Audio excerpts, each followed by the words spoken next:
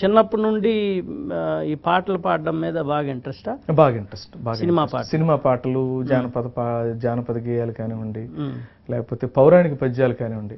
అసలు మా ఊళ్ళో మాది నందిగామ దగ్గర తుర్లపాడు గ్రామం, కృష్ణా జిల్లా. ఓకే.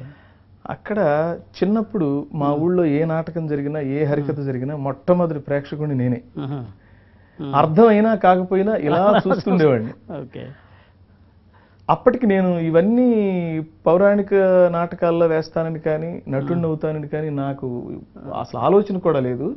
కానీ మొట్టమొదట్లో అంటే ఏమీ తెలియకుండా వాటిని చూడటం వల్ల ఆ సబ్జెక్ట్ నాకు తెలియకుండా మైండ్ లో ప్రిజర్వ్ అయ్యింది.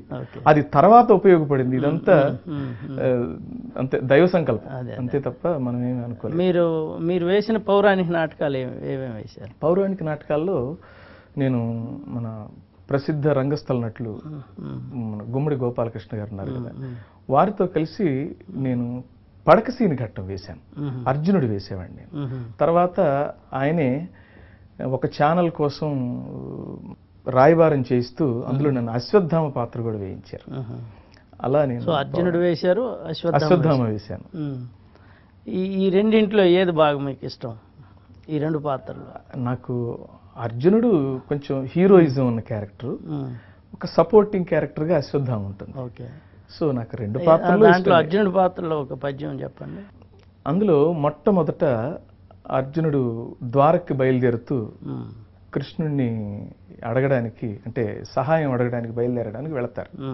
ద్రుపదుని బంపునౌచనే పురోహితుడు ఆ ధృతరాష్ట్ర సూతి బల్కపటి వినండు, సంధి చెడగా గమకించెడుగాని తప్పదు వాళ్ళ పూపని సర్వమున్ గడపులావుగలండు యశోద పట్టి ఆరిపు జనకాల తోడుగా వరించెద సర్వము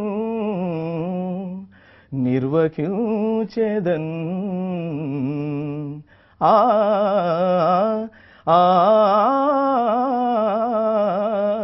ఆ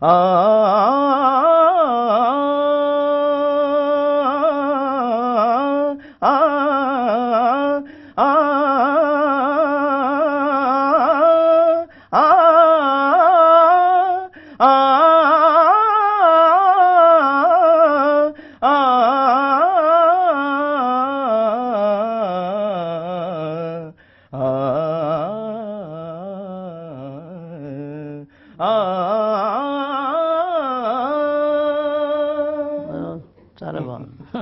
ఇది పౌరాణిక పక్కీలో సాగే పద్య ప్రక్రియ. ఓకే. అయితే ఒక ప్రయోగం చేయించారు గుమ్మడి గోపాలకృష్ణ గారు నాతో. తమ్ముడు, నేను ఎలాగూ ఈ రాగాలు తీస్తాను, నువ్వు కాస్త సినిమాటిక్ గా మధ్యలో అలా, అంటే ఘంటసాల గారి అంటే లలిత సంగీతాన్ని ప్రయోగించి సినిమా పద్య రంగాన్ని, అంటే సినిమా పద్యాన్ని గొప్పగా ప్రభావితం చేసిన మహానుభావుడు ఎవరంటే ఘంటసాల వెంకటేశ్వరరావు గారు. ఇప్పుడు మనం పౌరాణిక పద్యాలకను ఘంటసాల గారు రంగస్థల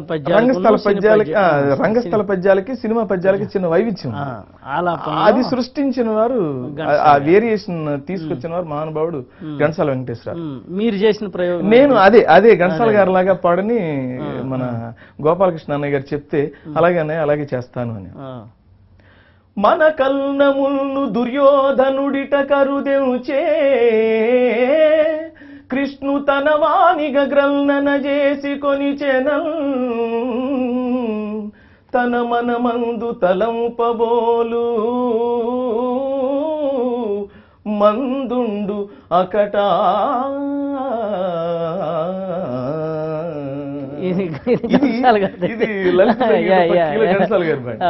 అలా కొన్ని పద్యాలు సాగుతాయి. ఇంకో మంచి పద్యం కూడా ఉంది.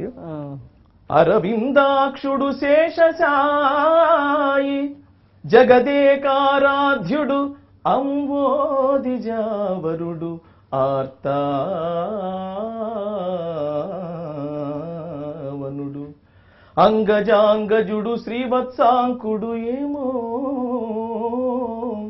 నిరంతర నిర్నిద్రుడు నిర్ద్రజముదెడి బవల్ తత్శీర్షపు పక్కన కురునాథుండదే కూరుచుండే తళుకుల్ కుల్కంగ పీఠంబునన్. పాట అంటే ఇలా చూసి పాడేస్తాం, పద్యం అంటే చచ్చినట్టు. ఇప్పుడు కవిత్వానికి తప్ప సొంత కవిత్వానికి అవకాశం లేదు అక్కడ. ఎందుకు వచ్చిన గొడవ అంటే, లేదు తమ్ముడు నువ్వు వేయగలవు, నేను చూస్తున్నాను కదా నువ్వు నటుడు ఉన్నాడు నీళ్ళు, అలా ఇలా అని ఆయన ఏదో నన్ను మొత్తానికి ఒప్పించాడు 4 మాటలు చెప్పి. ఒప్పుకున్న తర్వాత మొదలైంది నాకు కష్టాలు. పద్యం గుర్తుంటలేదు, చూసి చదివితే వచ్చేస్తుంది కానీ గుర్తుండదు. అప్పటికి సరే చిన్నప్పుడు మన గురువులు ఏం చేశారని గుర్తు తెచ్చుకుంటే, ఇంపోజిషన్ సూచి రాత, ఒక్కొక్క పద్యం 30 సార్లు రాసి కంపోజిషన్ రాసి అలా ప్రాక్టీస్ చేసి మళ్ళీ పరువు పోకూడదు. అంత దూరం తెలుగు వాళ్ళ ప్రతిష్ఠిత పేరు ప్రతిష్టలతో ముడిపడి ఉన్న విషయం. పైగా అందుకని అలా చేసి మొత్తానికి ధైర్యంగా బ్రహ్మాండంగా చేసి ఉంటారు. అలా గట్టిగా పక్క గుమ్మడి గోపాలకృష్ణ గారు మీరు చాలా బాగా రసప్లావితం అయి ఉంటుంది మొత్తం ఆడిటోరియం అంతా. డెఫినెట్ గాను అన్నయ్య కూడా, గోపాలకృష్ణ అన్నయ్య అసలు చాలా ఆనందించాడు. అసలు ముందు తనకు వచ్చిన ప్లాస్ను కూడా పక్కన పెట్టి నన్ను అందరూ వచ్చి మెచ్చుకుంటుంటే, మా తమ్ముడు అసలు ఎట్లా అంటే అసలు ముందు ఏదో ఒక పెద్దన్నయ్య, ఒక ఎస్వి రంగారావు గుమ్మడి గారిని చూస్తే చాలా ఆనందంగా దగ్గర తీసుకున్నట్టు, ఒక తండ్రి కొడుకుని దగ్గర తీసుకున్నట్టు తను బాగా ఎంజాయ్ చేశారు. సో దట్ వే నేను అలా అర్జునుడు క్యారెక్టర్ కూడా వేశాను. దాంట్లో ఉన్న పద్యాలు అందులో ఇంకా ఉన్నాయి, అర్జునుడివి ఇంకా ఉంటాయి. ఉన్నది పుష్టి మానవులకు యదుభూషణ, బావా ఉన్నది పుష్టి మానవులకు యదుభూషణ, ఆల జాతికి తిన్నది పుష్టి, నీ వరుగు దెంచి రథంబుననున్న జాలు, నే సున్నము చేసేదన్ రిపుల చూపరులద్భుతమంద, సర్వలోకోన్నత నాకు పేర సంగుము, నాకు పేర సంగుము, ఊరక చూచుచునుడుము అచ్యుత.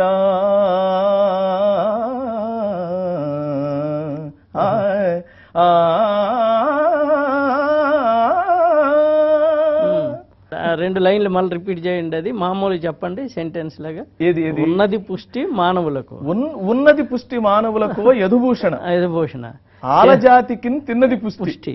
అంటే ఇక్కడ అక్కడ అంటే నేను అనుకున్నది, ఇప్పుడు కృష్ణుడు అన్నాడు, నీ రథం మీద ఉంటాను తప్ప ఆయుధం పట్టను అనేది అన్నాడు. అంటే నువ్వు ఉంటే చాలు నాకు, నువ్వు ఉన్నదే పుష్టి అని చెప్పడమే. అసలు ఎంత అంటే మనం ఒక యుద్ధానికి కానీ ఒక పని కానీ చేసేటప్పుడు మానసిక శారీరక పుష్టి ఈ రెండు ఉండాలి.